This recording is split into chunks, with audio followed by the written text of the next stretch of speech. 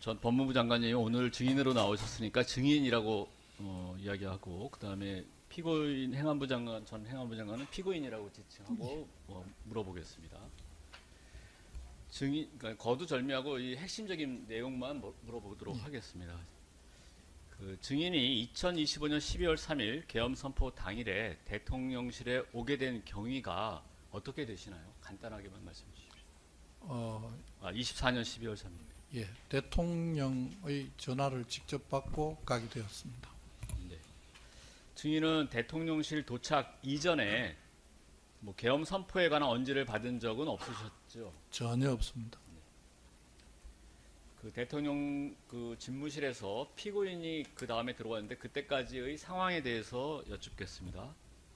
저희가 그 대통령실 CCTV를 보니까 증인은 8시 27분 무렵에 집무실로 들어가고 피고인은 약 9분 뒤인 8시 36분경 집무실에 들어가는 것이 확인이 되는데, 피고인은 집무실에 들어갔을 때 증인 얼굴이 상당히 상기되어 있는 것을 보았다고 합니다. 증인은 피고인이 집무실에 들어오기 전에 계엄 선포 계획을 들으셨나요? 그 짧은 한 9분 정도 상황인데. 예, 제가 먼저 간 거는 달리 이유가 있는 게 아니고 전화 받고 제가 바로 가서 가까운 데 있었던 게 아닌가 생각합니다. 그래서 도착하니까 제가 제일 먼저였던 것으로 생각합니다. 그냥 대통령 집무실에 들어갔더니만 밖에서 한참 기다리다가 안내를 받아서 대통령 집무실에 들어갔더니만 대통령께서 그때 당시에 시국 상황과 국정 운영의 어려움, 그다음에 여러 가지 말씀을 또 섞어서 하시면서 반국가 세력의 척결 등 이런 이야기를 쭉 하시다가 거의 말씀 마지막 부분에 가서 비상계엄을 하려고 합니다. 고민을 많이 했습니다. 이런 말씀을 하셨습니다. 네. 사항입니다. 증인이 집무실에 들어가고 피고인이 오기 전에 간단하게 그러면 대통령께서 계엄 선포를 해야 되는 당위성을 설명을 하셨던 거네요. 당위성이라는 표현이 적절한지는 모르겠습니다만 대통령께서 자기 생각을 이렇게 말씀을 하셨던 것 같습니다. 한 가지만 추가로 여쭙겠습니다. 비상계엄 선포문을 보면 대한민국의 체제를 전복하는 세력이 있다. 종북 반국가 세력이 있다. 헌정 질서를 지키기 위해서 계엄을 선포한다. 이런 내용이 기재가 되어 있는데 혹시 이런 유사한 이야기를 들으신 건가요? 제가 워딩을 그대로 다 옮기기는 어렵고 지금 말씀하시는 그 문장이 어디에 나와 있는지도 정확하게 모르겠습니다. 하지만은 대통령께서 여러 가지 시국 상황과 국정 운영의 어려움, 그리고 반국가 세력에 대한 조치가 필요하다, 이런 정도의 말씀은 기억을 합니다. 네. 5항입니다. 증인 혹시 집무실에 들어가셨을 때 계엄 선포문을 보신 적이 있으신가요? 그 타이밍은 제가 정확하게 모르겠습니다만 저는 대통령 집무실에서 제가 본 것은 계엄 선포문을 봤다고 제가 처음부터 말씀을 드리고 있습니다. 6항입니다. 증인 그러면은 대통령의 그 아까 말씀하신 그런 내용의 이야기를 들으시고 나서 증인께서 하신 말씀이 있나요? 생각지도 못한 그런 말씀을 하셔서 너무 당황스럽고 했습니다만 제가 말씀드린 것은 이 상황을 계엄으로 해결하는 것은 적절하지 않다. 여러 가지 반국가 세력에 대한 대처도 필요하고 뭐라고 하시지만 그런 부분으로 비상계엄을 한다는 것을 국민을 설득할 수 있겠냐? 그건 하시면 안 되는 것 같다 하는 취지로 말씀을 드렸던 것 같습니다. 7항입니다. 그 후에 피고인이 집무실에 들어왔을 때 피고인은 뭐라고 하냐면 대통령 가까이에 놓여 있는 계엄 선포문으로 보이는 문서를 보고 이게 뭔가요? 라고 물었는데 이에 대해서 아무도 상황을 설명해 주지 않고 분위기가 이제 무거웠던 그런 것을 기억하고 있다고 합니다. 혹시 증인 이런 상황 기억하시나요? 그러니까 피고인이 들어왔을 때 피고인이 뭘 보면서 이게 뭔가요라고 했던 그 장면을 기억하시는가요? 기억이 잘 나지 않습니다. 네. 그러면 증인이 보시기에 피고인도 그러한 계엄 선포를 하려는 상황 이런 것을 전혀 모르고 집무실에 온 것 같은 느낌은 받으셨나요? 제가 구체적으로 행동이나 다른 분의 마음속에 들어가지를 않아서 알 수는 없지만은 다들 그 자리에 와서 그 말씀을 처음 듣는 듯한 표정과 얼굴로 기억을 합니다. 구항입니다. 피고인이 기억하기로는 피고인과 증인이 집무실에 있을 때 대통령이 김용현 장관하고 뭔가를 조용히 이야기하는 것 외에는 특별한 이야기를 한 기억은 없이 그냥 무거운 분위기가 이렇게 시간이 흘렀다고 하는데 증인 기억도 맞는가요? 특별한 대화를 하거나 한 기억이 별로 나지 않고요.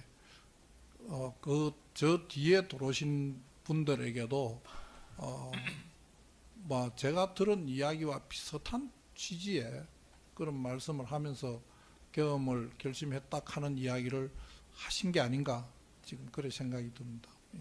네. 지금 제가 이제 여쭙는 거는 그 한덕수 총리가 들어오시기 전의 상황에 대해서 계속 물어보겠습니다. 피고인이 대통령 집무실로 들어온 후 바로 그러니까 증인과 피고인 또 김용현 장관 대통령 등 4명만 집무실에 있을 때 대통령 또는 김용현 장관이 피고인에게 어떤 그 문서를 이렇게 전달하는 것을 본 기억이 있으신가요? 그 계엄을 선포하시겠다는 이야기를 듣고 수많은 생각이 머릿속에 지배하고 있어서 제가 눈을 뜨고 듣고 있었는지 모르지만 그 어떤 내용도 지금 기억에 남아 있지 않습니다. 지금 이제 말씀하시는 거는 이렇게 뭐 문건을 뭐 말이 아니라 이렇게 문건을 이렇게 주는 행동을 말씀하시는 거 그런 질문 내용인데요. 이렇게 주는 행동 그런 부분도 혹시 뭐 기억나는 게 기억에 남아 있지 않습니다. 너무 답답한 그런 상황입니다. 예. 예. 네, 10이랑 묻겠습니다. 증인 그 자리에서 대통령이나 김용현 장관이 피고인에게 뭐 소방청이 언론사에 대한 단전단수 조치를 해야 한다, 뭐 그런 것과 관련된 그 이야기를 구두로라도 지시하거나 뭐 관련된 이야기 하는 거 들은 기억이 있습니까? 전 전혀 기억에 남아 있지 않습니다. 그러면 좀 더 추가로 묻겠습니다. 아직 한덕수 총리가 들어오기 전의 상황에 대해서 계속 여쭙는 건데 증인과 피고인만 이제 들어와서 그 자리에 김용현 장관과 대통령만 있는 상황에서 대통령이나 김용현이 혹시 증인이 아닌 피고인에게 뭔가를 이야기를 특별히 했던 장면 같은 거 기억나는 것이 있으신가요? 장면만이라도. 지금 기억이 정확하지 않은데 김용현 장관이 제와 이상민 장관이 앉아 있을 때에 같은 자리에 앉아 있었는지조차도 기억이 분명하지 않습니다. 아, 그 자리에 김용현 장관이 서 있었는지 같이 앉아 있었는지 뭐 이것조차 있었는지 아, 그런 그것조차도, 정도까지도 예. 기억이 잘 안 나시나요? 예, 예. 그러면 그 자리에서 국회나 뭐 민주당사, 뭐 선관위, 언론사 등을 언급하면서 뭐 그런 기관들에 대해서 뭐 봉쇄를 하라거나 뭐 이런 얘기했던 것도 전혀 지금 기억에는 없는 것이죠. 저는 그런 말을 들은 기억이 전혀 없습니다.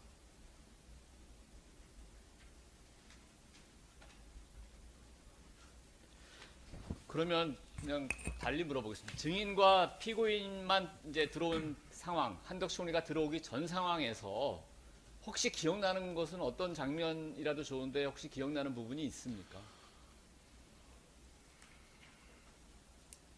저도 당황해서 멍하니 있었던 것 같고요. 이 장관님도 그 상황과 비슷하지 않았을까 싶고 그 대통령께서는 자기 입장을 설명하고 있었고 다들 이걸 계엄을 하면 되느냐 하는 정도의 그런 반대 취지의 말을 계속 하고 있었던 거 아닌가 싶은데 제가 구체적으로 워딩이나 이런 거는 기억을 못 하겠습니다. 한 가지만 죄송한데 추가로 여쭙겠습니다. 증인이 이제 처음에 들어왔을 때는 계엄 선포에 관련된 이야기를 대통령으로부터 들으셨다고 했는데 예. 그 다음에 이제 피고인이 또 들어와서 이제 피고인 주장은 기억하는 거는 이게 뭔가요 하면서 이제 물어봤지만 아무도 답변을 안 했다라고 하는데 대통령께서 증인에게 했던 그런 유사한 이야기를 또 한 번 반복했는지 여부는 기억하시는가요? 제가 피고인에게 또 한 번 예, 얘기를 구체적으로 표현이 똑같았는지는 모르겠습니다만 뒤에 오신 분들 이제 제가 지금 한덕수 여러분, 총리나 다른 예, 사람들이 예, 예. 다 온 다음에 여러분 상황을 물어보는 건 계속 아닙니다. 들어오신 거니까요. 네. 그때 저인데 했던 말씀과 비슷한 이야기를 하셨던 것이 아닌가 저는 이렇게만 기억하고 그 있습니다. 정도만 기억하고 예, 예. 그 이야기를 한 것이 피고인과 증인만 들어왔던 그 상황에서 한 것인지 아니면 다른 일부 먼저 온 국무위원들이 다 온 상태에서 했는지 여부는 정확히 분간하실 수는 없는가요? 지금 기억이? 그거 제가 처음 조사받을 때부터 그 부분 많은 이야기를 들었는데 뒤에 오신 분들인데도 그냥 반복적인 이야기를 하신 것으로 생각된다. 뭐 이렇게만 기억이 처음 조사받을 때부터 그렇게 기억을 했던 것 같습니다. 네. 증인 이 부분은 답변 안 하셔도 좋지만 한번 여쭤보겠습니다. 증인은 대통령으로부터 어떤 문건을 받거나 구두로라도 계엄 선포와 관련된 지시를 받은 기억이 있으신가요? 저 재판에서 이 부분이 뭐 핵심적으로 쟁점이 되고 있습니다만 저는 대통령으로부터 지시 이행 문건이나 포고령을 받은 바가 없습니다. 네. 그다음 이제 전체적인 기억은 좀 없으시지만 또 계속 여쭤보겠습니다. 한덕수 총리와 김영호 장관은 8시 한 45분경 그러니까 피고인이 들어온 뒤로 한 9분 정도 후에 들어왔기 때문에 그 상황에 대해서 여쭙겠습니다. 15항입니다. 한덕수 총리가 들어온 이후부터 집무실에 있던 국무위원들이 모두 대접견실로 이제 나중에 나왔는데 그 나올 때까지 그 시점에서는 대통령이 피고인에게 어떤 문건 전달하는 것을 본 기억, 뭐 그런 장면 생각나시는 게 있습니까? 그 부분 기억에 전혀 없는데 CCTV 영상 조사를 하면서 보니까 다른 분들 중에 문건을 가지고 계신 분도 계셨습니다. 근데 그걸 언제 어떻게 받은지에 대해서 제가 전혀 기억이 안 나더라고요. 그러면 신문상에 없는 내용입니다. 그 자리에 외교부 장관 조태열 장관이 있었던 것은 기억하시죠? 나중에 들어오셨던 것으로 기억을 합니다. 네. 그러면 대통령께서 조태열 장관에게 문서를 건네는 것을 본 기억은 있으신가요? 18항 물어보게 됐습니다. 그 부분도 그러니까 좀 전에 제가 말씀드린 건데 제 기억으로는 그 부분을 기억을 못 하겠고요. 영상을 보니까 그 CCTV에 조태열 장관이 뭔가 손에 종이를 들고 있는 모습이 보이더라고요. 근데 그걸 언제 어떻게 받았는지를 제가 기억을 전혀 못 하겠. 네, 알겠습니다. 예. 좀 순서가 바뀌어서 죄송합니다. 16, 17항은 좀 한꺼번에 물어보겠습니다. 일부 국무위원들이 대통령 집무실에 먼저 이제 다들 오셨는데 증인이 도착해서부터 그 집무실에서 나갈 때까지 대통령이나 김용현 장관이 무슨 소방청을 언급하거나 언론사를 언급하거나 단전단수 관련된 이야기를 하거나 이런 기억이 혹시 있으십니까? 저는 그런 대화를 들은 기억이 전혀 없습니다. 뭐 시간대별 봉쇄라던가 무슨 국회 뭐 출동을 해서 어떻게 해야 된다거나 이런 이야기 들으신 적도 없으신가요? 저는 전혀 기억이 없습니다. 19항은 좀 물어보겠습니다. 증인도 현재 재판을 받고 계셔서 CCTV를 보셨을 텐데 CCTV 상의 장면들 중에 증인이 기억나지 않는 장면도 많고 증인의 기억과 전혀 다른 그런 장면도 많은 것을 확인하셨었죠. 수사기관에서 조사를 받을 때, 특검에서 조사를 받을 때 영상을 제대로 보여주질 않았습니다. 그래서 저도 영상을 좀 보여주고 한번 보여주면 좋겠다. 나도 막 기억은 안 나지만은 이런 장면도 있었을 것 같은데 한번 보여주면 좋겠다 했는데 그때는 뭐 보안 때문에 안 된다고 했었는데 이번에 재판하면서 그 영상 자료를 받아서 보니까 앉아 있는 제가 저게 내가 맞나 싶을 정도의 생각이 드는 장면도 많이 있었습니다. 네. CCTV 제시하는 건 생략하고 묻겠습니다. 대통령 집무실에 있다가 이제 대접견실로 다 나오셨는데 대통령께서 그 비상계엄을 선포하고 다시 돌아오신 상황에서 최상목 기재부 장관에게 문서를 건네주는 그런 장면을 혹시 기억하시나요? 어렴풋 했었는데 CCTV 보니까 막 그 기억이었던 것으로 생각을 합니다. 21항으로 넘어가겠습니다.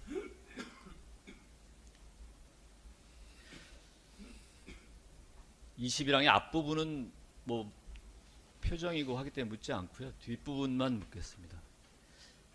당시 국무위원들 중에 김용현 국방부 장관을 제외하고 비상계엄 선포에 대해서 어떤 필요성이 있다, 뭐 대통령의 취지에 부합하는 뜻으로 찬성하는 어떤 기류의 이야기를 하는 국무위원이 있었습니까? 저 기억에는 전혀 없었고요.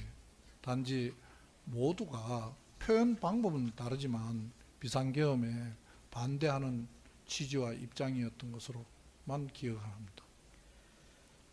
대통령께서 그 비상계엄을 선포하러 내려가시기 전에 그 지금처럼 이렇게 만류하는 국무위원들을 상대로 해서 국무위원들이 걱정하시는 것은 잘 알고 있다. 나라고 생각해보지 않았겠냐. 그러나 대통령의 그 현재 상황 인식과 책임감은 국무위원들의 상황 인식 책임감과는 전혀 다르다. 이런 취지의 이야기를 했던 것은 기억하시는가요? 예, 저는 그 말씀을 한 기억하시고요. 안에서도 한번 들은 것 같고요. 집무실에서 저랑 네. 이야기할 때도 한번 하신 것 같고. 집무실에서 집무실 말씀하시는 예, 거죠? 집무실에서도 한번 들은 것 같고 나중에 대접견실에서도 그런 말씀하시는 걸 들었습니다. 네. 한 가지 아까 그냥 지나가듯이 물어봤는데요.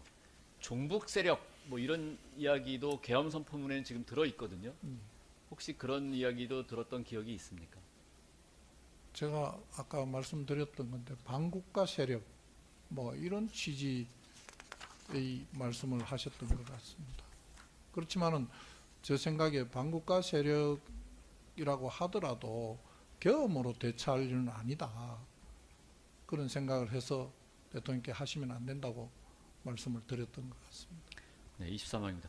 증인은 당시 법무부 장관이셨는데요. 대통령의 비상계엄 선포 이야기를 이제 처음 그 자리에서 들었고 또 계엄 선포 전후로 이렇게 그 대통령실에 있으시다가 이제 11시 무렵 다 돼서 나오셨는데 그 과정에서 이 사건 그 비상계엄 선포가 어떤 실체적 요건을 좀 갖추었는지 또는 뭐 위헌 또는 위법이라고 이렇게 인식하거나 뭐 그런 적은 없으셨나요? 그 부분이 저 개인적으로 굉장히 아쉬움이긴 합니다. 그렇지만은 대통령께서 그 여러 가지 고민을 했다고 하고 저희들인데 구체적인 정보를 다 말씀해 주시지 않으면서 본인이 많은 고민을 했고 뭐 저희들이 아는 정보와 책임감하고 대통령이 갖고 있는 정보와 책임감이 다르다고 말씀을 하시니까 그 뭔지 모르지만 그런 상황이 있나 하는 추측은 했었습니다. 뭔가 그런 건가 하는 추측은 했지만은 저희들 그걸 찬성하거나 그러지는 않았던 거고요. 아까 말씀드린 대로 그 부분 그렇게 해결할 수 있는 것은 아니라는 생각을 했었고요. 그 나머지 계엄 진행 상황이나 계획이나 뭐 그런 부분에 대해서 일체 언급을 안 하셨기 때문에 어떤 상황을 알기가 어려웠던 그런 상황이었습니다. 네. 저는 일단 일단 마치겠습니다. 예. 준비하신 건 다 하셨고 반대 신문은 예. 아 예. 잠깐만요.